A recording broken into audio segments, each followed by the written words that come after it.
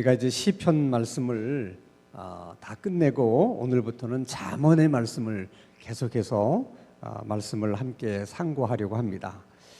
자, 구약 성경 911면 우리 잠언서 1장 1절부터 우리 33절에 있는 말씀까지 제가 한 절 읽고 여러분이 한 절 읽고 함께 교독합니다.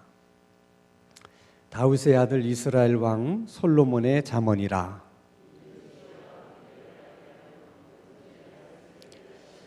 지혜롭게 공의롭게 정의롭게 정직하게 행할 일에 대하여 훈계를 받게 하며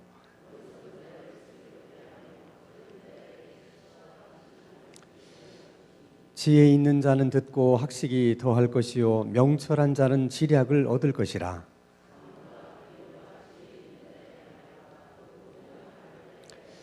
여호와를 경외하는 것이 지식의 근본이거늘 미련한 자는 지혜와 훈계를 멸시하느니라.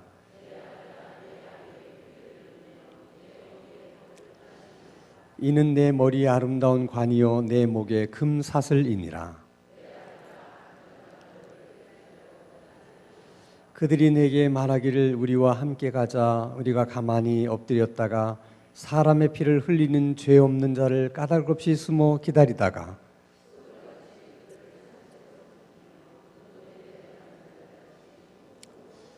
우리가 온갖 보화를 얻으며 빼앗은 것으로 우리 집을 채우리니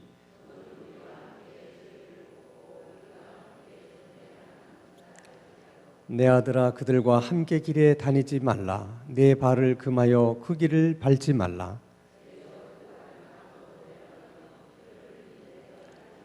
새가 보는 데서 그물을 치면 헛일이겠거늘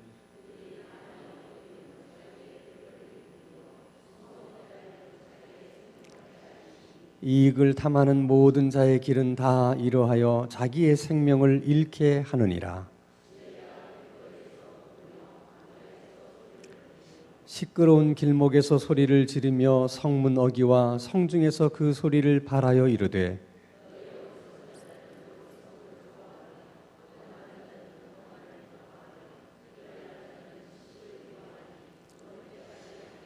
나의 책망을 듣고 돌이키라. 보라 내가 나의 영을 너희에게 부어주며 내 말을 너희에게 보이리라.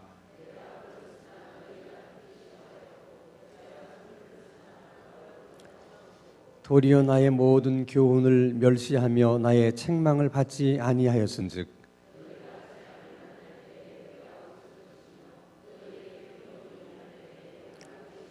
너희의 두려움이 광풍같이 임하겠고 너희의 재앙이 폭풍같이 이르겠고 너희에게 근심과 슬픔이 임하리니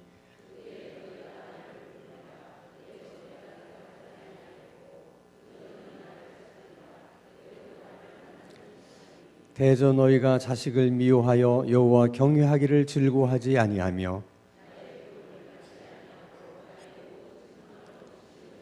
그러므로 자기 행위의 열매를 먹으며 자기 꾀에 배부르리라.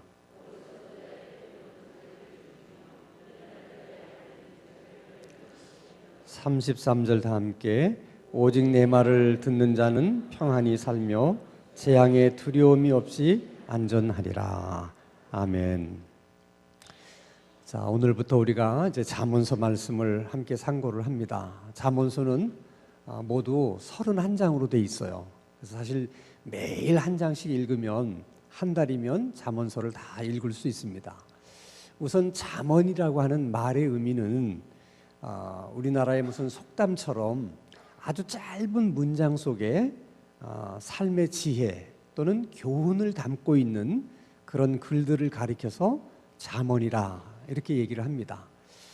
잠언서가 모두 31장인데 대부분의 잠언은 솔로몬이 쓴 거예요. 그리고 일부는 후대 사람들이 여러 잠언들을 이렇게 모아서 편집을 해서 기록을 한 것입니다. 솔로몬이라는 인물은 우리가 잘 아는 대로 자기가 왕이 된 후에 하나님께 너무 감사해서 사실은 자기가 밧세바와 낳은 자식이잖아요. 그러니까 어떻게 보면은 정실 자식이 아니거든요. 그럼에도 불구하고 자기가 왕이 되었다는 것이 너무 하나님 앞에 감사해서 하나님 앞에 제사를 드립니다. 그 제사가 그 유명한 일천번제예요. 그러니까 1000번의 제사를 드렸다. 그건 여러분 대단한 겁니다. 그 제사라고 하는 것은 반드시 제물을 들여서 드리는 것이기 때문에 그렇게 1000번의 제사를 드린다는 것은 정말 굉장한 정성이 아니고는 그렇게 할 수가 없는 것이죠. 하루도 빼놓지 않고 제물을 드려서 하나님 앞에 제사를 했다는 것입니다. 그래서 하나님도 솔로몬의 그런 정성을 보고 감동을 하신 거예요. 그래서 이제 꿈에 나타나서 네가 원하는 것이 있으면 무엇이든지 나에게 구하라. 그러면 내가 너에게 주겠다. 이런 말씀을 합니다. 근데 놀랍게도 솔로몬이 그때 하나님 앞에 장수를 구한다든지 그래서 왕권을 강화시킬 수 있는 강한 군사력 같은 것을 구하지 않고 하나님 제가 왕이 되면 뭇 백성들의 시시비비를 판단해야 되는 일들이 많이 있을 텐데 문제만 있으면 왕에게 와서 판단해달라, 재판해달라 이럴 텐데 제가 그들의 그 억울한 사정을 듣고 올바른 판단을 하고 올바른 재판을 하려면 지혜가 있어야 되는데 저는 어린 나이에 왕이 됐기 때문에 그런 지혜가 없습니다. 그러니 하나님 저에게는 뭘 달라? 지혜를 달라. 근데 그게 또 하나님 마음을 또 감동을 시키는 거예요. 그래서 내가 네가 구하는 것도 주겠지만 너무 기특하기 때문에 네가 구하지 않은 또 이 부와 영화도 내가 너에게 주겠다. 그러죠? 그리고 하나님이 이제 지혜를 주시는 거예요. 그 지혜를 가지고 이제 잠언서를 기록했다는 것입니다. 그래서 우리가 이제 열왕기상 4장 32절을 보면 그 솔로몬이 그 지혜를 가지고 많은 잠언을 이제 썼는데 한번 같이 읽어볼까요? 시작. 그가 잠언 3000가지를 말하였고 그의 노래는 1005편이다. 그러니까 3000편의 잠언을 기록했다는 거죠. 그러니까 이 잠언서 31장까지 기록된 잠언은 그 3000편 가운데 아주 일부만 기록한 것이고 기록되지 않은 잠언이 저렇게 많다는 거예요. 좀 놀라는 표정도 한번 해보세요. 여러분 평성에 잠언이라는 것은 그 한 문장이 깊은 교훈과 뜻을 담고 있어서 많은 사람으로 하여금 되씹게 만드는 문장이잖아요. 근데 그런 거를 3000개나 만들었다는 건 대단한 거잖아요. 또 노래는 얼마나 줬어요? 1005편이나 만들었다. 저기서 히트곡이 몇 개나 되는지는 모르겠지만 그래도 어쨌든 여러분 노래를 작사하고 작곡한다는 건 쉬운 게 아니에요. 근데 1005편의 노래를 만들었다는 것은 그게 다 하나님이 주신 지혜 때문에 그렇다는 거예요. 자, 근데 놀랍게도 하나님은 솔로몬에게 준 지혜에 대해서 뭐라고 말씀하시느냐? 역대하 우리 1장 12절 한번 보겠습니다. 같이 한번 읽을까요? 시작. 그러므로 내가 내게 지혜와 지식을 주고 부와 재물과 영광도 주리니 내 전에 왕들도 이런 일이 없었거니와 내 후에도 이런 일이 없으리라 하시니라.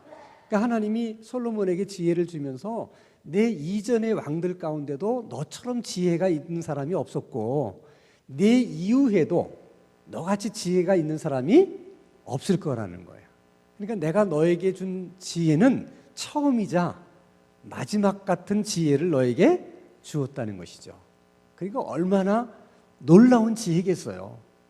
그러니까 잠언을 3000개나 짓고 노래를 1000개가 넘게 만들 수 있는 것이죠. 자, 그런 지혜자가 그 지혜를 가지고 인생을 살아보니까 자기 눈에 비치는 많은 사람들의 삶의 모습이 이게 두 가지로 나뉘어지는 거예요. 하나는 지혜롭게 사는 사람이 있는가 하면 또 하나는 너무 어리석게 사는 사람들이 있는 거예요. 근데 인생이라고 하는 것은 딱 한 번밖에 살 수 없는 것인데 왜 저렇게 어리석게 살까? 이렇게 지혜롭게 살면 저렇게 행복하게 하나님의 은혜 속에서 살아갈 수 있을 텐데 왜 사람들은 그 지혜를 마다하고 저렇게 어리석게 사는 걸까? 그게 너무 마음이 답답한 거예요. 그래서 잠언을 기록한 것입니다. 그래서 지혜라는 것이 도대체 뭐냐 하는 것을 잠언서의 이야기를 하면서 우리가 어떻게 하면 지혜로운 삶을 살 수가 있고 지혜롭게 인생을 살 수가 있겠느냐 하는 것을 어디다 기록했다고요? 큰 소리로 얘기해보세요. 어디다 기록했어요? 잠언서에 기록했어요. 그래서 우리가 이 잠언을 읽게 되면 우리 삶에 어떤 유익이 있느냐. 자, 4절입니다. 한번 같이 읽습니다. 시작. 어리석은 자를 슬기롭게 하며 젊은 자에게 지식과 근신함을 주기 위한 것이니. 그러니까 이 잠언서를 열심히 읽으면 어리석은 자도 슬기롭게 된다는 거예요. 어리석은 자에게도 지혜를 얻게 된다. 잠언서를 열심히 읽으면 여러분들이 지혜를 얻으려면 뭐를 읽어야 된다? 잠언을 읽어야 된다 하는 거죠. 5절입니다. 잠언서 5절 같이 읽습니다. 시작. 지혜 있는 자는 듣고 학식이 더할 것이요 명철한 자는 지략을 얻을 것이다. 이 말은 어리석은 자는 지혜를 얻게 될 것이지만은 본래 지혜가 좀 있는 자는 더 지혜로운 자가 될 것이라는 것입니다. 그러니까 잠언이라는 것이 우리에게 얼마나 소중한 책인지 몰라요. 자, 흔히 지혜라는 말과 지식이라는 말을 잠언서에서는 이제 같이 쓰는 경우가 많아요. 그렇지만은 본래 지식과 지혜라고 하는 것은 그 의미가 좀 다르게 사용이 됩니다. 지식은 우리가 공부를 하고 연구를 하고 배워서 얻게 되는 것이 지식이에요. 그러니까 지식을 많이 얻으려고 하면 학교에 가서 공부를 많이 해야 돼. 초등학교를 졸업하고 또 어딜 가야 돼? 중학교를 가고, 중학교 다음에 또 어딜 가야 돼? 고등학교를 가고. 이렇게 학교를 많이 다니면 안 다닌 사람보다 더 뭐가 많아진다? 지식이 많아져요. 근데 지혜라는 것은 학교를 많이 다닌다고 해서 얻어지는 게 아니에요.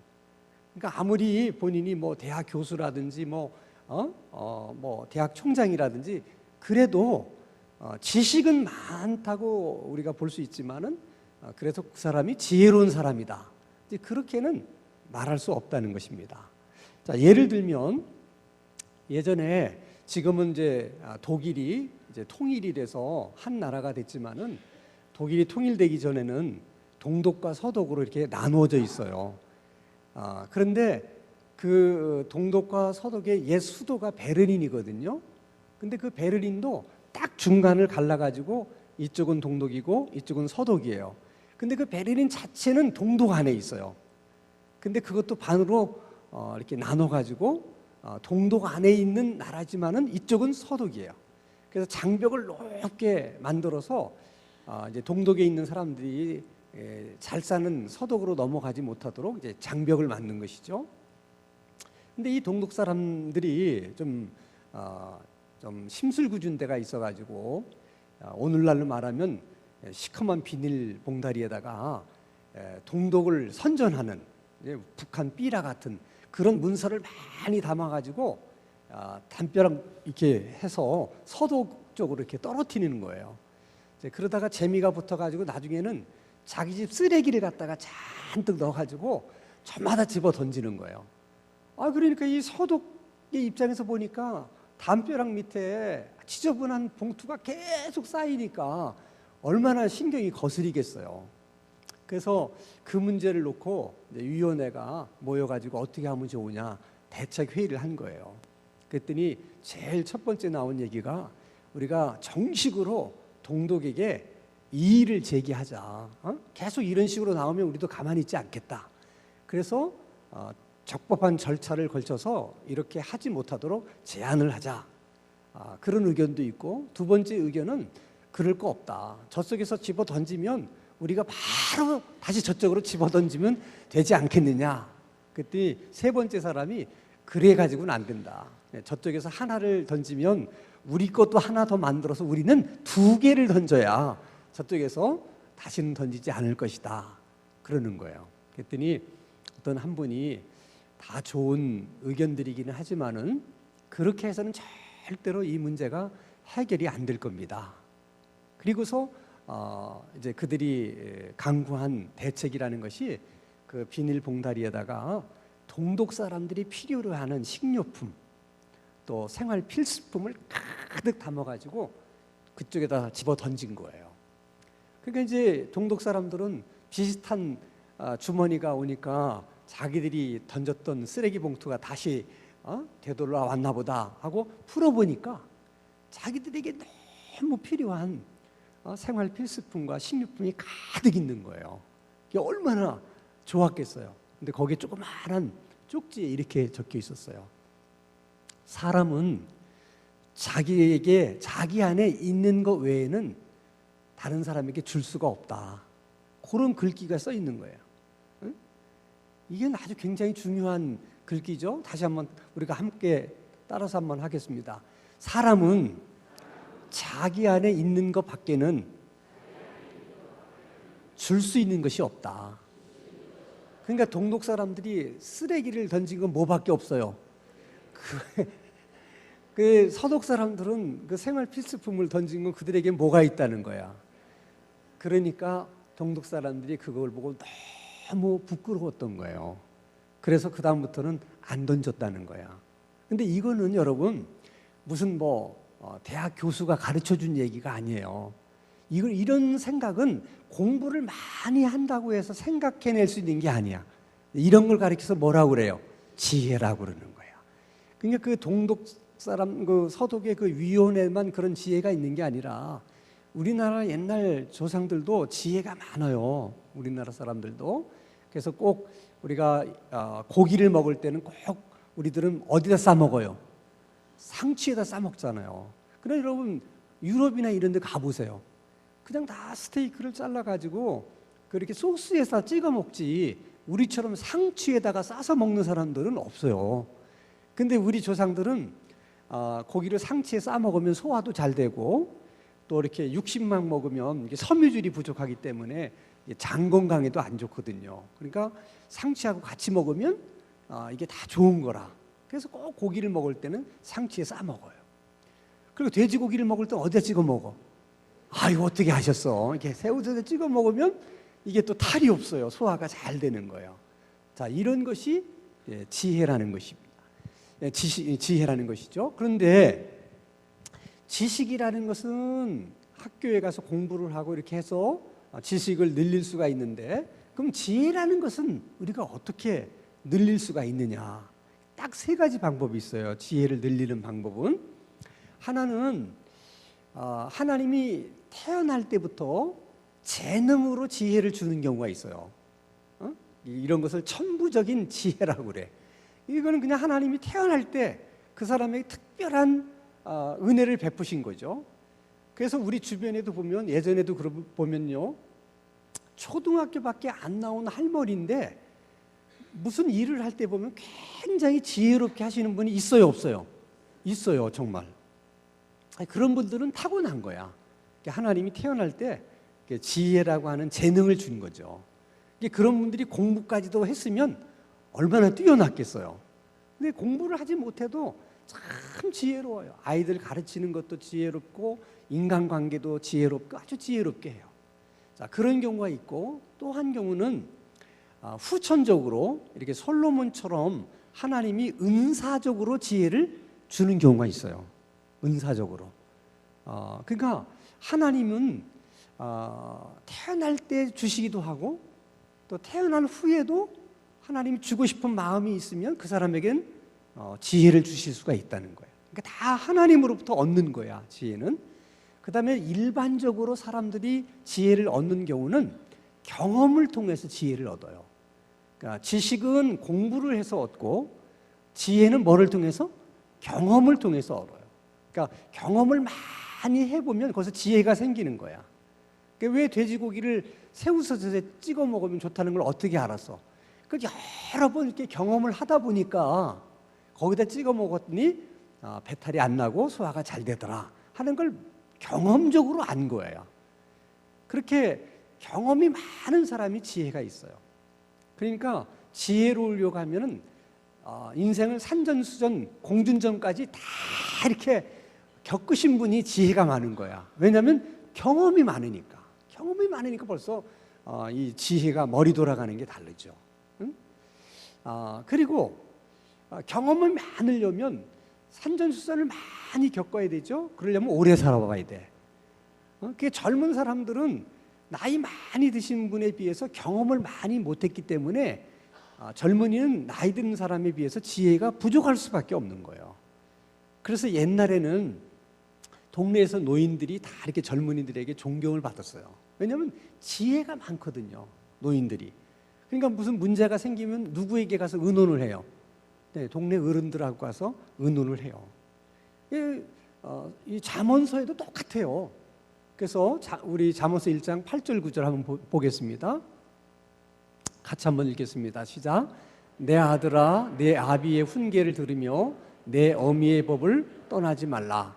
이는 내 머리에 아름다운 관이요 내 목에 금사슬이니라. 그러니까 네 엄마 아빠가 너에게 이렇게 훈계하는 얘기는 다 지혜로 얘기하는 거니까 그거를 갖다가 우습게 생각하지 말라는 거야. 그 부모가 너에게 한마디씩 던져주는 그 말이 얼마나 네 인생에 소중한 말인지 모른다. 그러니까 그것을 정말 보석처럼 그렇게 소중하게 여기라는 거야.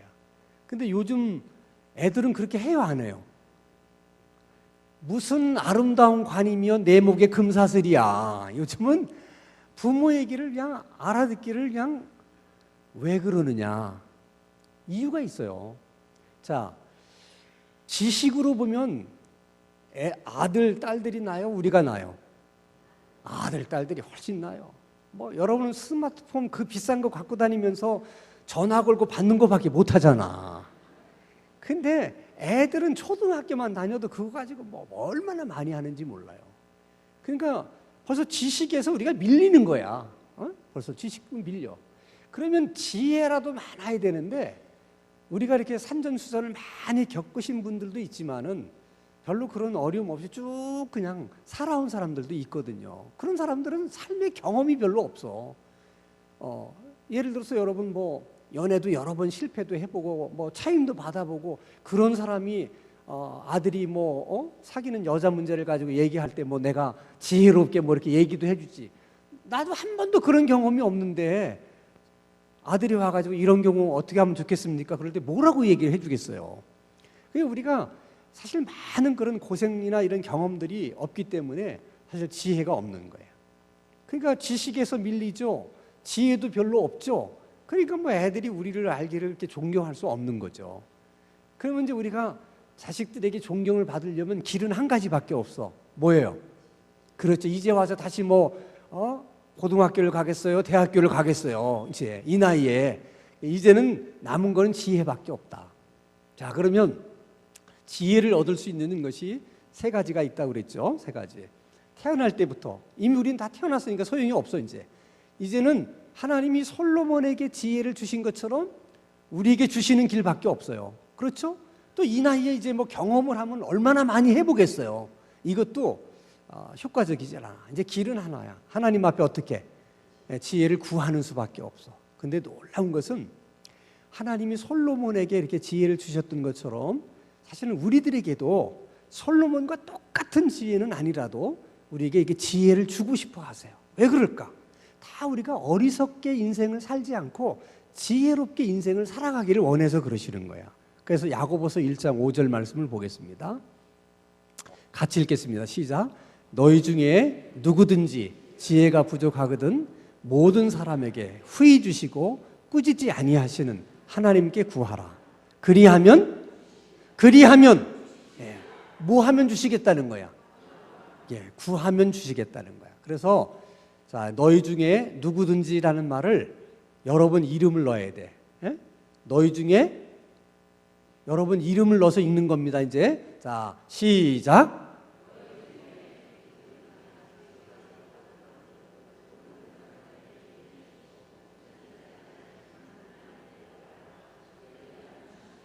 아멘. 그러니까 잠언서를 읽으면 우리가 여기서 지혜를 얻는다고 그랬잖아요. 그러니까 잠언을 열심히 읽으면서 또 한편으로는 하나님께 어떻게 지혜를 구하라는 거야. 그러면 반드시 하나님이 여러분에게 지혜를 주실 거예요. 저는 그렇게 믿습니다. 그러니까 여러분들이 이제 잠언 31장 끝날 때쯤 되면 벌써 눈빛이 달라져. 벌써 지혜가 있는 사람은 눈빛이 달라요. 그래서 기대합니다. 그 대신 잠언 끝날 때까지 잠언도 열심히 읽지만 어떻게 이제는 그냥 지혜를 달라는 기도. 이제 모든 잠언서의 말씀이 그거니까 매주일 나와서 말씀 듣고 하는 기도의 첫 번째는 뭐 달라? 지혜를 달라. 이제 이 기도를 해야 되는 거예요. 그러면 지혜라는 것이 도대체 뭐냐? 지혜라는 것을 솔로몬이 말하는 지혜는 두 가지예요. 자, 야고보서 1장 7절입니다. 야고보서 1장 7절이 잠언서 1장 7절 같이 읽겠습니다. 시작. 여호와를 경외하는 것이 지식의 근본이거늘 미련한 자는 지혜와 훈계를 멸시한다. 그러니까 여호와를 경외하는 것이 지식의 근본이고 지혜의 근본이야. 모든 것은 하나님에게로부터 오는 거거든요. 그러니까 하나님을 경외한다는 것은 늘 얘기합니다. 하나님을 창조주로 인정을 하고 그 창조주 하나님을 내가 의존하고 창조주 하나님의 말씀에 순종하며 살라는 거야. 그럼 그 말씀에 순종하면서 뭘 얻게 되느냐? 지혜를 얻게 되는 거야. 그러니까 하나님의 말씀을 읽어도 순종하지 않으면 지혜를 얻을 수가 없어요. 말씀에 순종을 해봐야 거기서 지혜가 그래서 하나님이 그렇게 말씀하신 것이구나. 그래서 하나님이 그렇게 하라고 그러신 거구나 하는 것이 이제 우리가 배우게 되는 것이죠. 이게 지혜예요. 지혜는 하나님을 경외하는 것입니다. 하나님을 경외하는 자가 지혜를 얻을 수 있다. 두 번째입니다. 잠언서 1장 10절이에요. 자, 같이 읽습니다. 시작. 내 아들아, 악한 자가 너를 꿰일지라도 따르지 말라. 지혜가 뭐냐? 악한 자를 따라가지 않는 거예요. 악한 자를 따라가지 않으려고 그러면 처음부터 이 사람이 악한 사람인지 선한 사람인지를 어떻게 분별할 수 있어야 돼요. 그게 지혜라고 말하는 거야. 그러니까 여러분, 공부를 아무리 많이 해도 사기를 당할 수 있다 없다? 있어요, 여러분. 공부를 많이 한 사람도요, 이상한 전화 걸려오면 당하는 사람이 많아요. 실제로 그래요. 제 친구 와이프는 이 보이스피싱에 걸려서 300만 원을 날렸는데 하도 어이가 없어서 그 친구가 그래요. 도대체 당신은 대학까지 나온 여자가 그래 그 보이스피싱인지 아닌지도 그걸 구별을 못해갖고 300만 원을 날리냐 그랬더니 전화가 왔는데 지금 자기 아들을 자기가 붙잡고 있다고 그러면서 빨리 300만 원을 안 보내면 네 자식을 내가 병신으로 만들겠다 그러는데 그 말을 딱 듣는 순간 정신이 확 나가더래. 그러고 보니까 진짜 자식이 집안에도 없고 막 그러니까 진짜 붙잡혀서 그럴 것만 같아가지고 빨리 가서 300만 원을 보냈다는 거야. 그래서 그 목사님이 친구 목사님이 자기 와이프가 비록 잘못해서 한 일이지만 너무 하나님 앞에 창피하고 부끄럽더래. 하나님 앞에 헌금할 때는 이게 뭐 돈 100만 원도 말이지 그냥 이렇게 하는데 아니 그냥 전화 한 통에 300만 원을 보내. 그래서 자기가 하나님 앞에 회개하고 그에 500만 원 헌금했대. 그래서 자기 집안 살림이 1년치가 흔들흔들했대. 그러니까 여러분 이렇게 보이스피싱에도 넘어가는 거는 지식이 없어서가 아니에요. 지혜가 없어서 그럴 거야. 지혜가 있는 사람은 그런 전화를 딱 받아도 벌써 이게 감이 오잖아요. 이거 보이스피싱이다. 이게 감이 와요. 지혜가 있으면. 그래서 그쪽에서 검찰청인데 그러면 내가 검찰청 청장인데 이렇게 먼저 대꾸를 한다든지 이렇게 해서 문제가 쉽게 해결이 되는데 이게 진짜처럼 느껴지면 안 되는 거거든요. 이게 악한 자를 분별할 수 있어야 돼요. 이렇게 분별해야 돼. 그게 참 필요한 거죠. 그러니까 여러분 아담과 이브도 마찬가지예요. 그러니까 선악과를 따먹게 된 이유도 마귀가 와서 유혹을 할 때 벌써 알아봤어야 돼. 요거는 좀 질이 나쁜 놈이구나. 이렇게 해서 아예 그 말을 이렇게 뭐 질문을 하고 이럴 때 아예 말을 섞지를 않았어야 되는데 그 이브가 그걸 분별을 못한 거야. 그래서 마귀가 이런 얘기를 하니까 답변을 하고 말을 주고받다 보니까 어떻게 거기에 다 걸려든 거죠. 똑같은 거예요, 원리가. 근데 여러분 잘 아는 요셉 같은 경우도 보세요. 보디발이 요셉을 이렇게 유혹하잖아요. 그때 요셉이 보디발의 부인하고 얘기를 주고받아요? 안 하잖아. 그때 만약에 요셉이 보디발의 부인하고 뭐 안 됩니다, 뭐 어쩌고 저쩌고 이렇게 말을 주고받다 보면은 넘어가게 되는 거죠. 그러니까 벌써 요셉은 지혜가 있으니까 이 보디발의 부인하고 얘기를 해서는 안 되겠다. 그래서 그냥 어떻게 그냥 도망치잖아요. 이럴 때는 도망치는 게 최고다. 그게 어디서 나온 거야? 지혜에서 나온 거예요. 지혜에서. 그 지혜가 있으면 그 순간순간 어떻게 해야 되는지를 우리가 잘 이렇게 알 수가 있다는 거죠. 그래서 지혜로운 삶은 이렇게 행복할 수밖에 없는 거죠. 그래서 오늘 마지막 절 33절에 지혜로운 자의 삶을 이렇게 얘기를 해요. 자, 오직 내 말을 듣는 자는 어떻게 산다? 평안히 산다. 그렇게 보이시피싱에게 300만 원 뺏겨가지고 맨날 며칠 그냥 가슴 치며 살지 않는다는 거야. 편안하게. 또 재앙의 두려움이 없이 어떻게? 안전하게 산다는 거야. 그래서 지혜를 따라 살아야 된다는 거야, 인생은. 근데 이 지혜를 따라 살지 않고 하나님이 계속 우리에게 지혜를 주려고 하는데도 거절하고, 그러니까 지 멋대로 살다 보면 결국 어리석은 삶을 살게 되는데, 어리석은 삶을 살게 되는 사람의 특징이 두 가지예요. 잠언서 26절에서 28절을 봅니다. 같이 한번 읽습니다. 시작. 너희가 재앙을 만날 때에 내가 웃을 것이며 너희에게 두려움이 임할 때에 내가 비웃으리라. 여기서 나라고 하는 것은 사실은 지혜를 말하는 것인데, 지혜의 근본이 하나님이시기 때문에 그냥 하나님이 웃으신다, 하나님이 비웃으신다, 그렇게 해도 무리가 없어요. 지혜가 비웃는다, 그렇게 생각해도 되고 하나님께서 그렇게 하신다. 어쨌든 그 지혜를 우리가 이렇게 거절하는 것은 지혜의 근본이신, 지혜를 주시고자 하는 하나님을 거절하는 것과 마찬가지이기 때문에 결국은 후회하게 된다는 그런 뜻이죠. 너희의 두려움이 광풍같이 임하겠고 너희의 재앙이 폭풍같이 이르겠고 너희에게 뭐가 있다? 근심과 슬픔이 있다. 그러니까 어리석은 삶을 사는 사람에겐 저 근심과 슬픔이 떠날 날이 없는 거야. 근데 저거는 누가 준 게 아니라 뭐야? 자기가 만들어내는 거예요. 자기가 어리석은 삶을 선택했기 때문에 그냥 그 슬픔과 근심을 자기가 만들어내서 사는 것이지 누가 주어서 사는 게 아니라는 거야. 그래서 우리가 지혜롭게 살 필요가 있다는 것이죠. 28절. 그때 너희가 나를 부르리라. 그래도 내가 대답하지 아니하겠고 부지런히 나를 찾으리라. 그래도 나를 만나지 못하리라. 그러니까 지혜를 주시려고 할 때 지혜를 얻고 지혜롭게 살지 않으면 반드시 어려운 일을 당해서 어떻게 한다? 후회하게 된다는 거야. 반드시 어리석은 삶은 저렇게 후회를 하게 된다는 것입니다. 9일 동안, 9일이라고 하는 시간 동안에 경험한 천국이라고 하는 조그만 글이 하나 있어요. 그 글의 내용은 이런 얘기입니다. 어떤 주부가 남편하고 이제 사이가 안 좋아지니까 모든 삶의 의욕도 잃고 사는 게 재미가 없는 거예요. 맨날 다투고 싸우니까. 그러니까 삶의 의욕이 없다 보니까 평소에 집안일, 집안일이라는 게 청소하고 빨래하고 밥하는 거잖아요.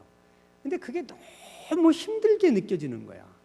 그게 남편이 싫으면 다 싫은 거예요. 그냥 전부 다. 그래서 이제 이분이 우울증이 오는 거라. 그러니까 주님한테 기도를 했어요. 정말 간절하게 기도를 하는 거예요. 주님, 저는 사는 게 낙이 없습니다. 이렇게 사는 것이 무슨 의미가 있겠습니까?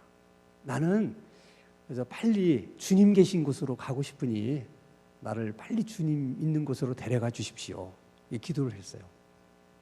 그때 주님이 알았다고. 그러면서 그런데 네가 나한테 오기 전에 해야 될 일이 좀 있다. 그게 뭐냐 그랬더니 어차피 나에게 올 건데 그래도 오기 전에 내 주변 정리라도 말끔하게 하고 와야지. 그냥 오면 되겠냐.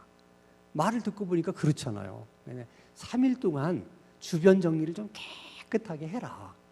그래서 그분이 이제 주님 말씀을 듣고 3일 동안 주변 정리를 다 하는 거예요.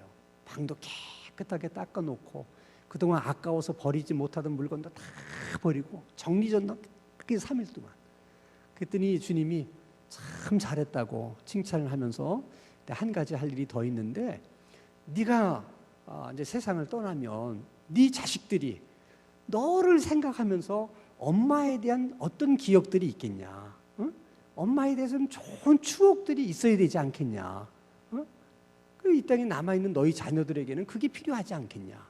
그러니까 3일 동안 네가 이제 세상을 떠났을 때 자식들이 엄마만 생각하면 좋은 기억과 추억들을 떠올릴 수 있도록 3일 동안 네 아들에게 잘해줘라.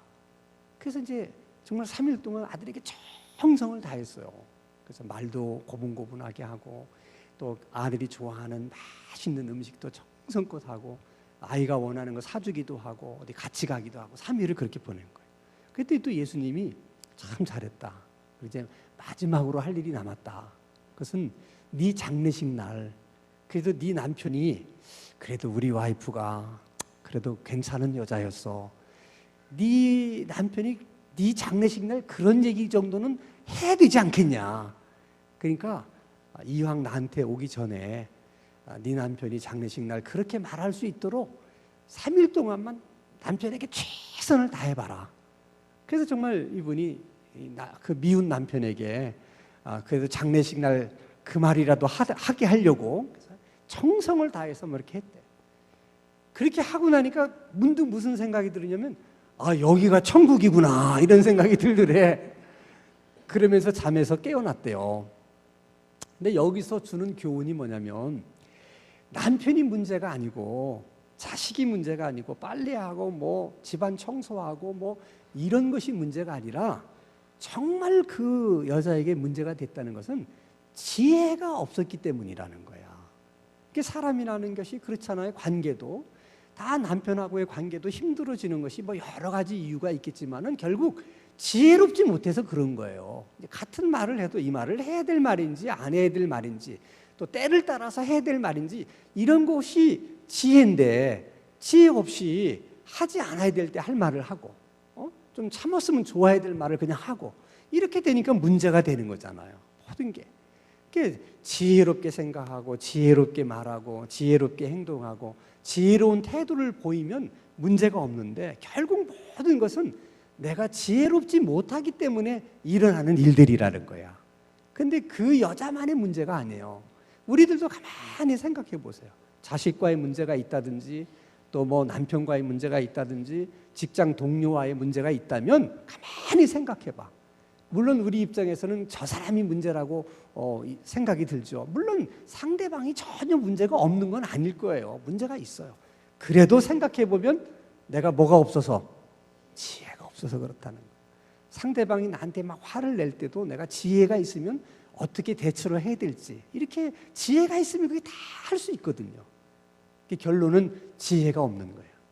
그래서 오늘 저녁에 우리가 집중적으로 하나님 솔로몬에게 지혜를 주신 것처럼 우리에게도 지혜를 주십시오. 내가 다 지혜가 없어서 남편과의 관계가 이렇게 힘들어진 것이고 내가 지혜롭게 내가 이런 일들을 처리하지 못해서 아직도 이렇게 내 문제가 풀리지 않고 있습니다. 이런 것들을 좀 잘 해결할 수 있도록 하나님 저에게 뭘 달라고? 지혜를 주십시오. 후히 꾸짖지 않고 주시겠다고 하나님 약속하셨잖아요. 주세요. 주세요. 예? 주세요. 그래서 지혜를 달라고 간구하면 하나님이 주신다 안 주신다? 안 주시면 약속을 어기시는 거잖아요. 야고보서 1장 5절에 분명히 말씀하셨잖아요. 주시겠다. 그 약속을 꼭 붙들고 우리가 기도해서 다 하나님이 주시는 지혜를 얻게 되기를 주님의 이름으로 축원합니다. 그런 아멘 해가지고는 지혜가 오다 가요. 간절함이 그렇게 없어서 어떻게 해요? 이거는 내가 어떤 일이 있어도 내가 받고야 말겠다. 그런 간절함이 있어야 돼요. 그럼 아멘도 그런 간절함이 있어야 되죠. 그죠? 우리가 하나님 앞에 지혜를 구하면 하나님께서 우리에게 지혜를 주실 줄로 믿습니다. 아멘.